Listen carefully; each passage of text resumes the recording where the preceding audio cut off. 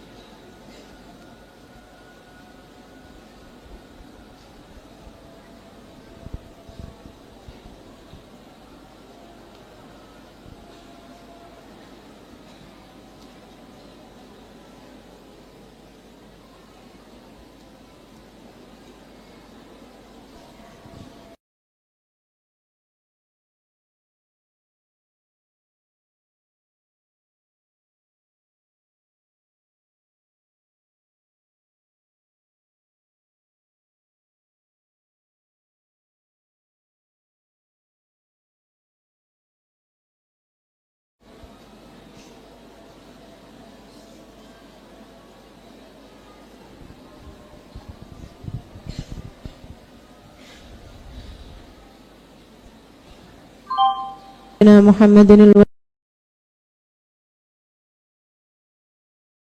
المقام المحمود الذي وأته إنك لا تخلف الميعاد يا أرحم الراحمين. رب اغفر لي ولوالدي، رب اغفر لي ولوالدي، رب اغفر لي ولوالدي، رب اغفر لي ولوالدي، رب اغفر لي ولوالدي وارحمهما كما ربياني صغيرا. وصلى الله على سيدنا محمد وعلى آله وصحبه وسلم والحمد لله رب العالمين.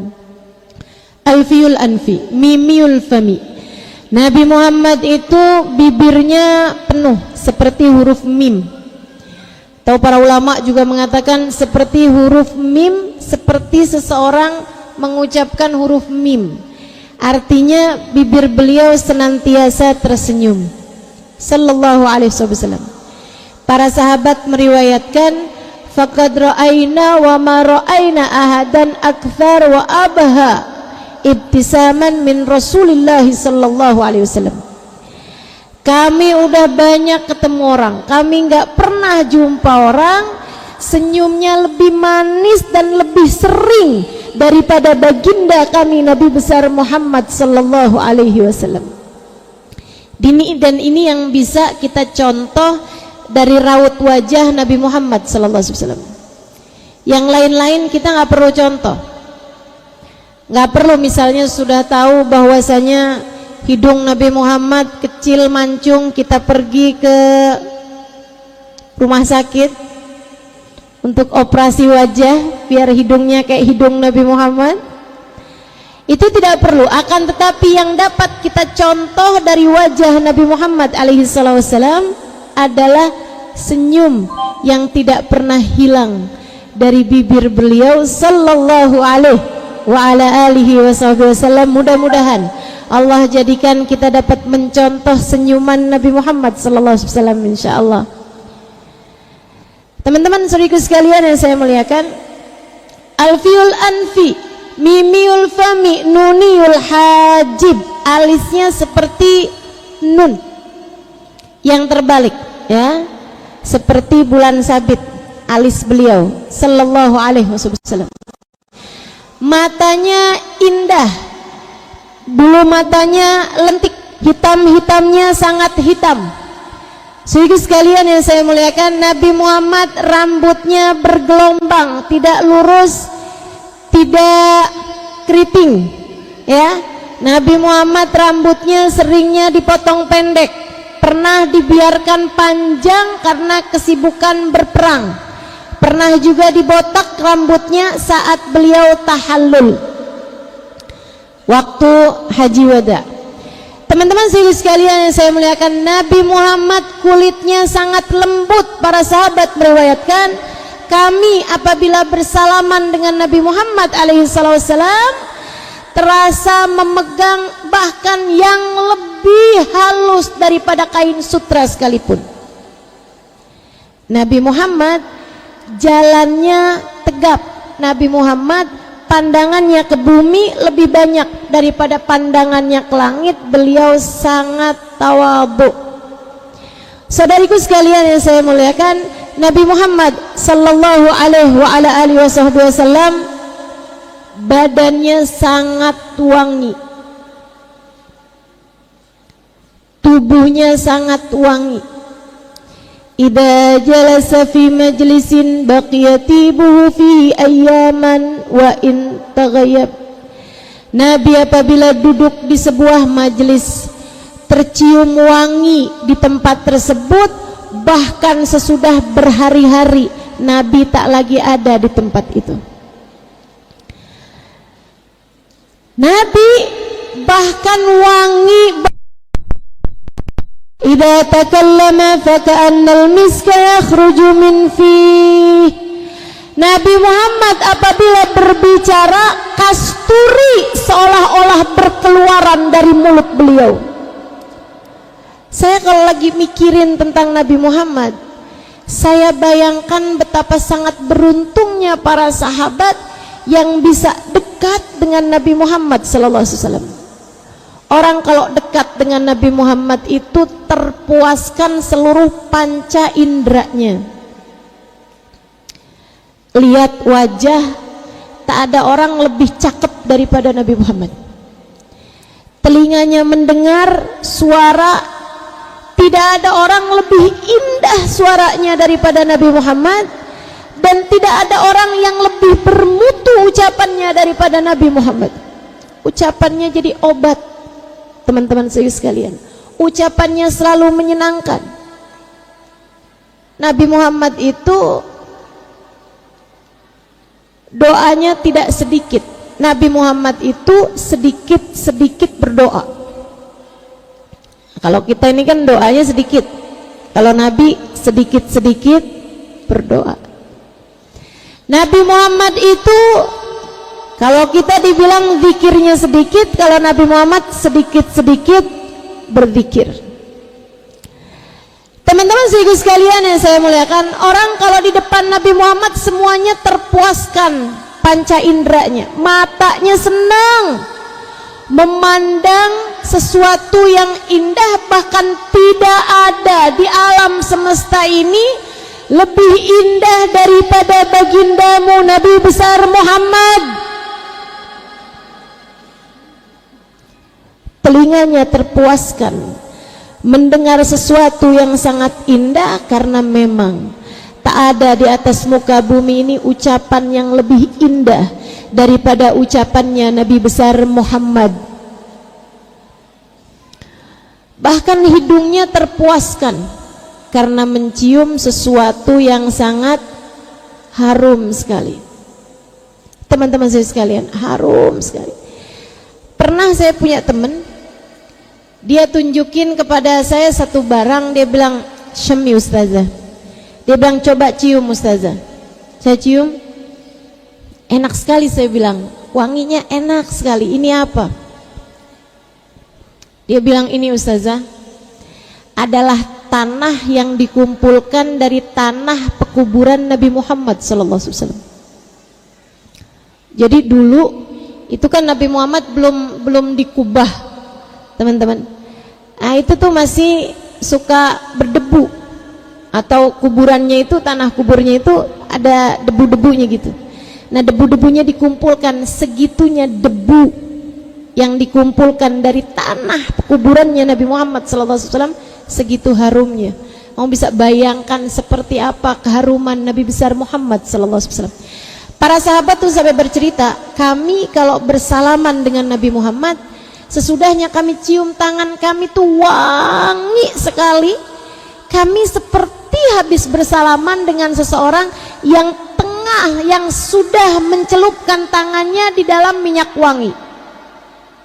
Nabi tuh wanginya kayak Nabi tuh habis celupin tangannya ke dalam minyak wangi gitu, yang paling harum. Kemudian Nabi bersalaman, wangi luar biasa. Saudaraku sekalian saya muliakan, jadi orang kalau dekat dengan Nabi Muhammad terpuaskan semuanya, matanya terpuaskan, telinganya terpuaskan, tangannya terpuaskan karena menyentuh sesuatu yang sangat halus luar biasa. Dan lebih daripada itu, hatinya terpuaskan, rohnya terpuaskan karena Nabi apabila bersama dengan seseorang dan orang tersebut beriman kepada Nabi, Nabi membawanya ke hadirat Allah Subhanahu wa ta'ala. Teman-teman, saudariku sekalian yang saya muliakan, ini bagindamu Nabi Muhammad SAW. Kenapa saya merasa perlu menceritakannya kepada kalian hari ini? Biar kamu ngerti kangen sama Nabi Muhammad. Biar kamu ngerti rasa rindu kepada Nabi Muhammad. Biar kamu dalam hidup punya rasa kepada Nabi besar Muhammad.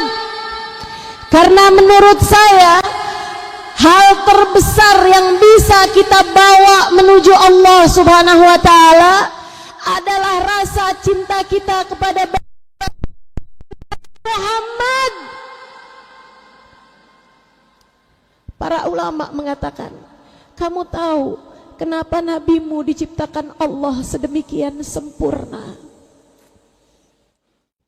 Agar kamu suka untuk mencintainya, agar kamu dengan mudah dapat mencintainya. Kenapa begitu? Sebab nabimu Muhammad ingin agar kamu semuanya menjadi orang yang selamat kelak di hari akhirat. Dan Nabi Muhammad tahu bahwasanya keselamatan umatnya adalah ketika mereka pulang menghadap Allah dengan berbekal cinta kepada Nabi Muhammad. Teman-teman saudaraku sekalian yang saya muliakan, bukankah saya, kamu, kita semua pasti akan mati? Beberapa hari yang lalu ibu saya meninggal dunia. Tepatnya 3 minggu dari hari ini. Beliau meninggal hari Minggu 3 minggu yang lalu. Saudaraku sekalian yang saya muliakan, esok lusa kita pun juga akan menjadi salah satu di antara orang yang meninggal dunia tersebut. Saya sedih ibu saya meninggal dunia. Sedih luar biasa. Karena saya kehilangan seseorang yang setiap kali saya genggam tangannya, saya merasa dunia sedang baik-baik saja. Saudaraku sekalian saya muliakan, akan tetapi kesedihan saya cukup dengan rasa kehilangan saya tanpa ditambahi dengan rasa kekhawatiran saya. Kenapa? Sebab saya tahu umi saya ketika berpulang kepada Allah membawa bekal besar yang dapat ia bawa menuju Allah Subhanahu wa ta'ala, yaitu cinta kepada Nabi besar Muhammad sallallahu alaihi wa ala alihi wa sahbihi wasallam. Teman-teman saudaraku sekalian yang saya muliakan, Umi saya belakangan tahun-tahun terakhir itu sering sakit. Dan saya tiap kali dikabarin jika saya memungkinkan saya akan pulang untuk merawat umi saya, dan alhamdulillah teman-teman sekalian, meski buat sebagian orang masa pandemi adalah masa-masa yang berat, bagi saya itu adalah masa Allah memberikan karunia besar dalam hidup saya. Karena di masa-masa yang seperti itu umi saya banyak sakit, sehingga saya dengan leluasa dapat menemani umi saya di masa-masa sakit beliau. Kalau nggak pandemi jadwal saya sangat padat, tapi karena masa pandemi semuanya lockdown, masa tersebut semuanya PPKM di negeri kita, di Jakarta terutamanya, saya tidak punya banyak hal yang saya kerjakan. Saya menemani umi saya. Setiap kali saya datang, sesudah masa pandemi selesai, setiap kali saya datang untuk majelis-majelis, untuk menghadiri majelis-majelis yang saya buat di Indramayu, saya datang dalam keadaan umi saya sakit biasanya, dan ketika saya pulang umi saya sudah sehat. Ponakan saya bilang, sepertinya memang umi itu obatnya adalah haleh ya, dia bilang. Obatnya adalah bibi gitu.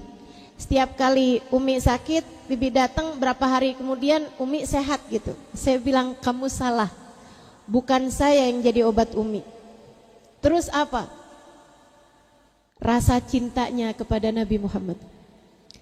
Kenapa gitu? Karena saya kalau pulang, saya hanya akan mengisi majelis-majelis di Indramayu. Dan bersama dengan saya mengisi majelis di Indramayu, umi akan ikut kebanyakannya. Umi akan baca maulid, umi akan bersolawat bersama-sama, umi saya akan bersama-sama dengan orang-orang membaca solawat kepada Nabi Muhammad, dan itu akan menjadi kesembuhan bagi hatinya. Hiburan beliau adalah cerita tentang Nabi Muhammad. Hiburan beliau adalah kisah tentang Nabi Muhammad. Kesenangan beliau bersolawat bersalam kepada baginda Nabi besar Muhammad sallallahu alaihi wasallam.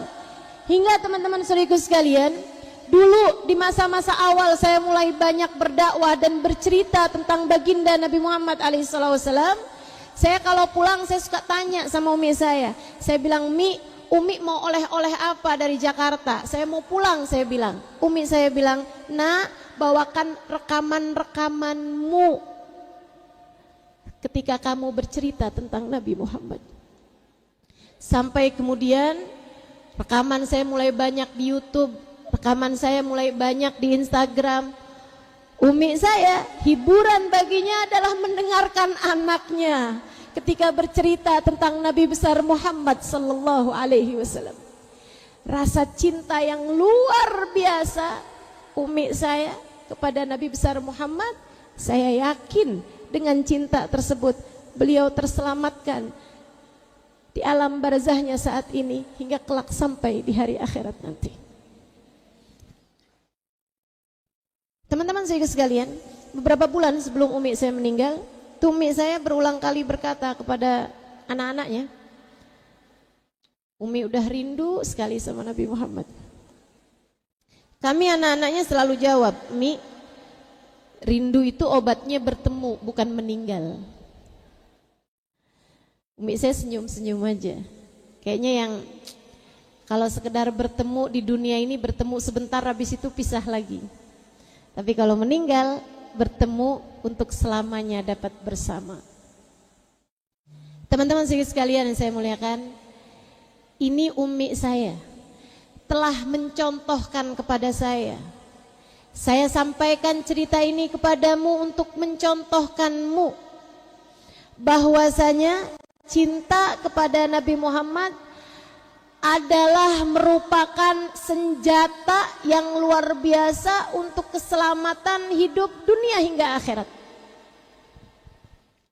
Tinggal kita masing-masing bertanya-tanya, apakah sudah cukup bekal cintaku kepada Nabi untuk aku bawa ia mati menuju Allah Subhanahu wa ta'ala? Saudaraku sekalian saya muliakan, saya ingat ucapan Hubaba Bahiyah kepada saya, guru saya, Hubaba Bahiyah. Beliau meninggal dunia beberapa tahun lalu di usia 96, sekitar segitu. Saya berjumpa dengan beliau. Matanya tidak pakai kacamata, telinganya mendengar dengan tajam, lisannya masih bisa berceramah di usia 96 tahun. Tangan kakinya sangat kuat, anggota tubuhnya sangat kuat. Di usia 93 tahun beliau pergi haji, naik ke Gua Hiro. Sehat, kuat, luar biasa. Memandangnya membuat saya teringat ucapan dari seorang ulama bernama Abu Syuja, penulis kitab Abu Syuja, penulis kitab Syarah Abu Syuja. Beliau mengatakan Ghayatul Taqrib, ya, Syarah Ghayatul Taqrib. Teman-teman sekalian saya muliakan, beliau mengatakan ketika ditanya tentang resep kuat sehat di masa tua, hafadnallah fis sighar fa hafadnallah fil kibar. Kami adalah orang-orang yang menjaga Allah di masa muda, jauh dari segala perbuatan dosa. Allah pun menjaga kami di masa tua. Teman-teman sekalian, Hubaba Bahiyah, pernah satu waktu saya diundang untuk memberikan kajian di Salalah Oman. Beliau buka majelis ta'lim, kasih nama madras, ya, madrasnya Hubaba Bahiyah ini dibuka untuk kaum ibu. Beliau kemudian mengundang saya untuk menyampaikan semacam materi pesantren kilat selama 2 minggu. Saya tinggal di sana. Setiap hari saya mengajar mengenai sholat, mengenai zakat, mengenai puasa, mengenai sejarah Nabi Muhammad SAW. Ada banyak hal. Satu waktu saya membahas mengenai sholat khusyuk dalam bahasa Arab tentu saja. Saya menceritakan kepada mereka bagaimana kehusyuan sholat para hamba-hamba tercinta di sisi Allah. Bagaimana Sayyidina Abu Bakar As-Sakran sholat dioperasi, teman-teman, dioperasi sambil beliau sholat. Karena sebelum dioperasi beliau sakit punggungnya, beliau sebelum dioperasi diajukan khamr, minuman keras. Silahkan Bib diminum. Kata Habibnya, buat apa ini? Ini khamr Bib. Oh ini haram, kata Habib. Saya nggak mau minum sesuatu yang haram. Tapi Habib kan mau operasi Bib. Sangat sakit sekali Bib. Zaman itu belum ditemukan bius, ya. Sangat sakit sekali Bib. Operasi itu biar Habib nggak terasa, Habib harus mabuk. Mabuknya harus dengan minuman keras ini, silakan Habib minum. Kata Habibnya, saya nggak mau mencari taat dengan jalan maksiat. Ini saya mau nyari taat, yaitu taat ibadah pada Allah dengan hilangnya penyakit ini. Tapi saya nggak mau menjalani ketaatan tersebut dengan jalan maksiat, yaitu minum minuman keras. Kalau kalian cuma mau bikin saya nggak sadar, gampang. Saya kalau sholat tidak sadar apa-apa. Operasikan saya kalau saya sholat. Beliau sholat sunnah. Ketika beliau sudah takbir, para dokter pun mulai buka bajunya, operasiin beliau. Beliau nggak sadar apa-apa, teman-teman. Sampai selesai dioperasi, digergaji tulangnya, diambil penyakitnya, dijahit lagi. Itu beliau sama sekali tidak sadar dengan apa yang dilakukan para dokter terhadap punggung beliau. Jadi itu kebayang, ya. Ketika beliau ruku, dokternya juga ikutan menunduk. Ketika beliau sujud, dokternya juga ikutan ke bawah, semuanya gitu. Saya ceritakan mengenai sholat khusyuknya orang-orang yang ketika rumahnya kebakaran, Sayyidina Ali Zainal Abidin lagi sholat, tidak keluar dari sholatnya dan mengatakan al-hadni an-narul kubra. Di depan saya ada api neraka yang jauh lebih besar, sehingga api dunia yang sekecil ini tidak terlihat di mata saya. Teman-teman saya sekalian, saya lagi ngajar, begitu mic saya direbut sama Hubaba Bahiyah. Hubaba Bahiyah bilang, musykidah ya Halimah, musykidah. Enggak gitu Halimah, enggak gitu. Saya bilang, gimana Hubaba? Laha ula salatuhum hum. Itu mereka sih emang mereka, Halimah. Kamu kejauhan banget nah bahasnya. Maksudnya gimana Hubaba? Salatuhum. Salat mereka ya salat mereka gitu. Sampai kapan ada waktu ceritanya salat kita jadi salat kayak mereka gitu. Kita ini kalau salat nyari kunci nggak nemu, begitu takbir langsung inget. Betul? Salat kita masih bising. Sholatku, saya yakin sholatmu juga masih sangat berisik. Semuanya kita dengar, termasuk bisikan-bisikan hati kita. Semuanya kita dengar obrolan orang-orang di sekitar kita. Masih sangat bising sekali sholat kita, teman-teman. Kata Hubabah Bahiyah Halimah, kalau sholat khusyuk itu ada tangganya 100, mereka yang kamu ceritakan adalah orang-orang di tangga 98, 97. Naiknya udah tinggal dikit lagi sempurna sholat mereka. Akan tetapi sholat kita ini naik ke tangga 4, naik ke tangga 5, turun lagi ke tangga 3, turun lagi ke tangga 2, jauh sekali dari menjadi sholat yang sebagaimana mestinya. Bukan itu nak bekal kita menghadap Allah subhanahu wa ta'ala. Kita tidak akan pernah bisa sampai kepada Allah dengan kehusyuan sholat kita. Bu, bukankah kamu perlu bekal buat mati? Dek, belum tentu kamu keburu tua sebelum datang mati. Karena kematian tak pernah pandang umur. Kamu punya nggak teman yang sudah meninggal dunia? Yang umurnya bahkan di bawah kamu ada? Ada, teman-teman saudara sekalian. Umur kalau mau habis aja tak tersisa. Karenanya kamu bersegera mencari bekal. Bahkan pencarianmu terhadap bekal menuju Allah subhanahu wa ta'ala lebih darurat daripada pencarianmu terhadap nilai biar kamu lulus ujian dari universitas yang kamu sekarang sedang belajar di dalamnya. Ibu-ibu, teman-teman, saudariku sekalian yang saya muliakan, Hubabah Bahiyah bilang, Halimah, kita nggak akan pernah bisa sampai kepada Allah dengan kehusyuan sholat. Mahma hawalna,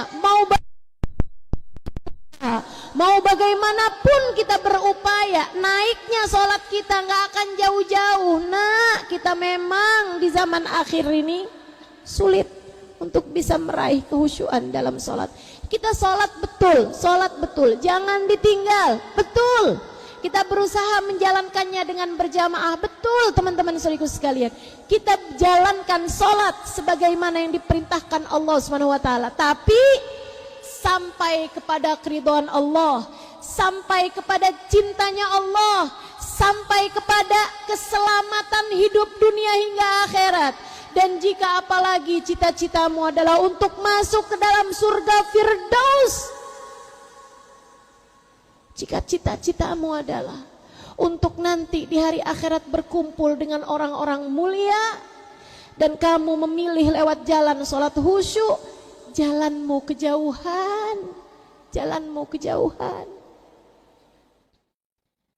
Hubabah Bahiyah mengatakan kita tidak akan pernah bisa sampai kepada Allah dengan kehusyuan sholat. Saya pun balik bertanya kepada beliau karena saya tahu beliau adalah seorang alimah, seorang faqihah, seorang yang sudah tahu jalan menuju Allah, arifah billah, seorang yang sudah mengerti caranya untuk mendekat kepada Allah. Saya bertanya, kalau begitu Hubabah, bagaimana jalan kita untuk keselamatan kita di akhirat nanti? Beliau mengatakan, ma'ana nabi ya khair nabi. Halimah, kita punya nabi seindah-indah nabi. Kita punya nabi sedekat seseorang kepada Allah subhanahu wa ta'ala.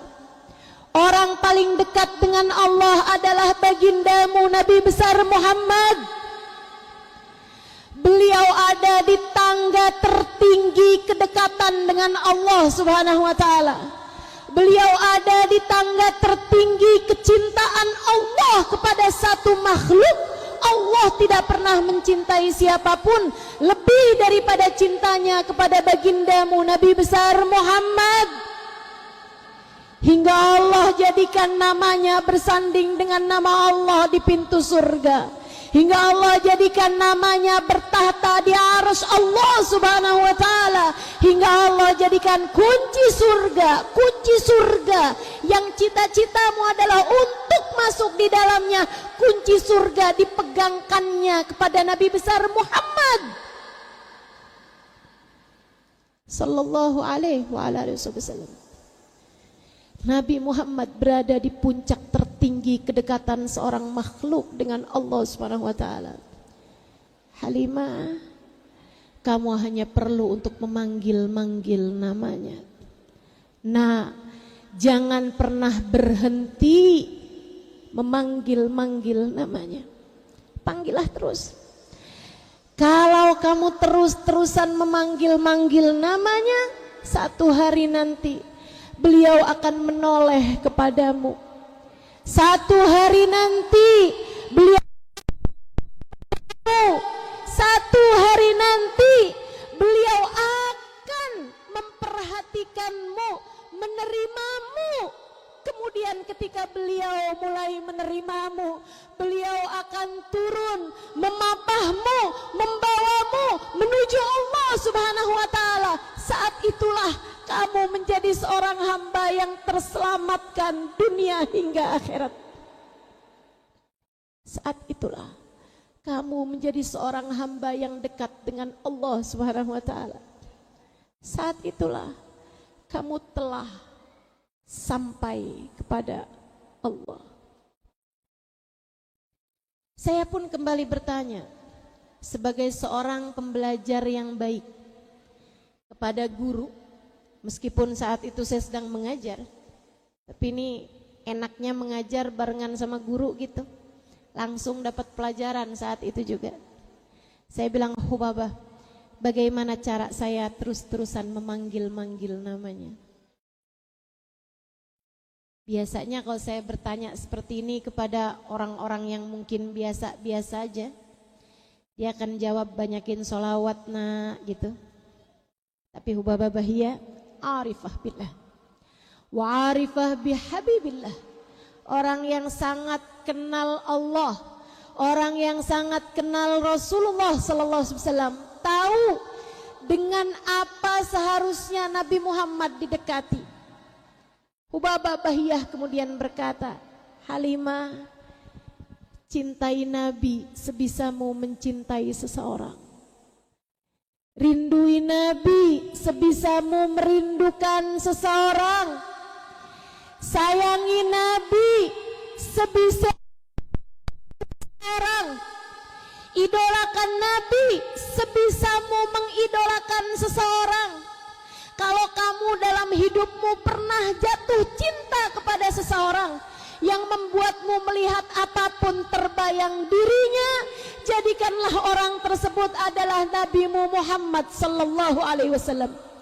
Jika kamu pernah dalam hidupmu merindukan seseorang hingga mengalir air matamu setiap kali menyebut-nyebut namanya, nah, jadikanlah orang tersebut adalah Nabimu Muhammad.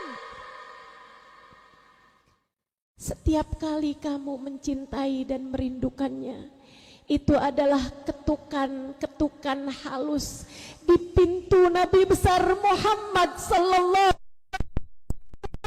Suatu saat nanti beliau akan membukakan untukmu pintunya.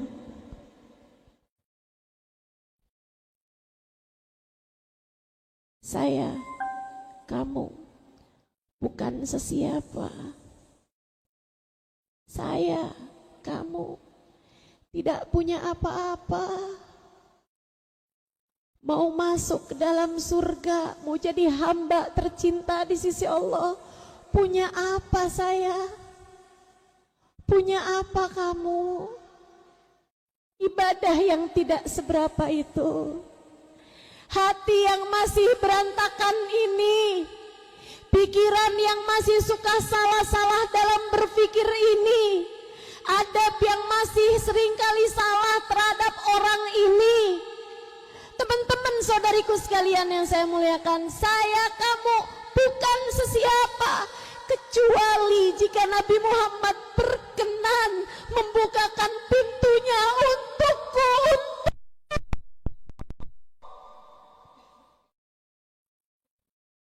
Saya, kamu bukan sesiapa, kecuali jika Nabi Muhammad membukakan untuk kita pintunya. Maka jangan pernah berani mati jika kamu tidak membawa cinta kepada Nabi.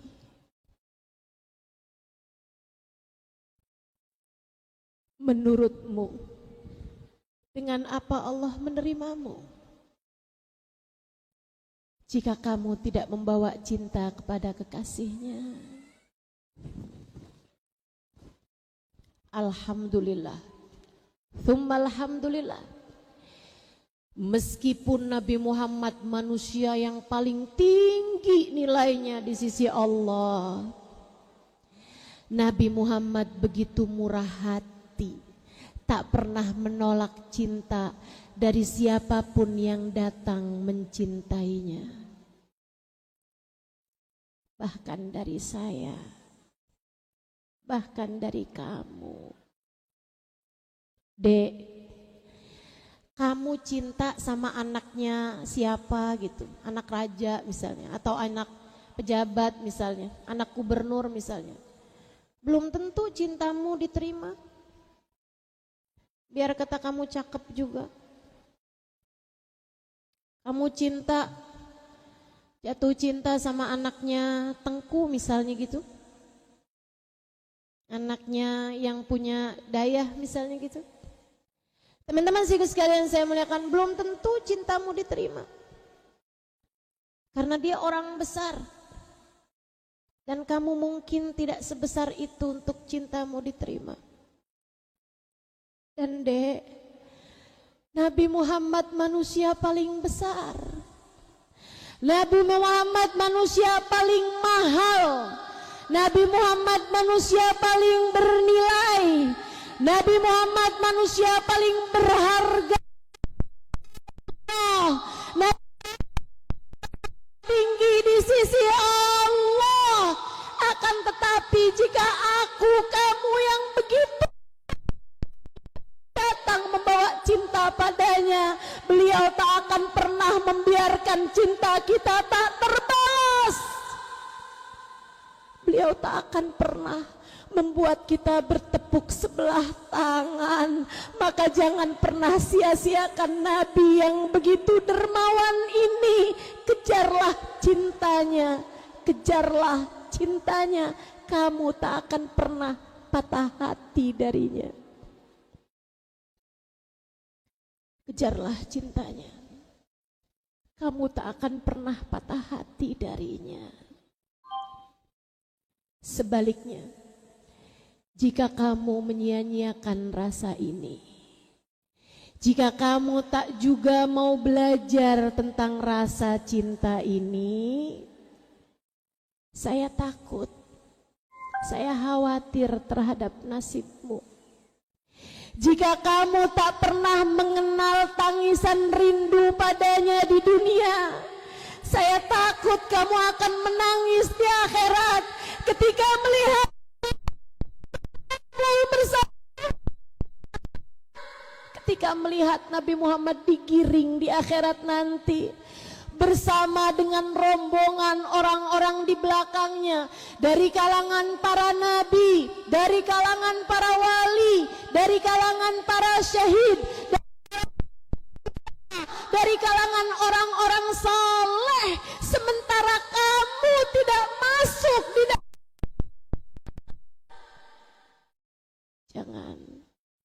Jangan mau menjadi salah satu di antaranya.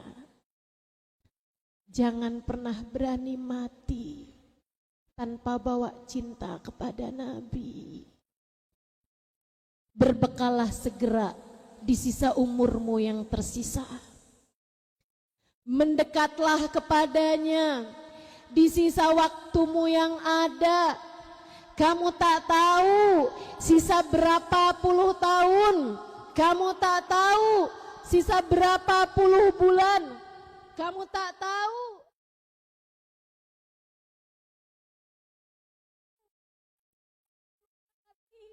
Akan bisa jadi kamu tak tahu waktumu yang tersisa hanya sisa beberapa puluh jam saja.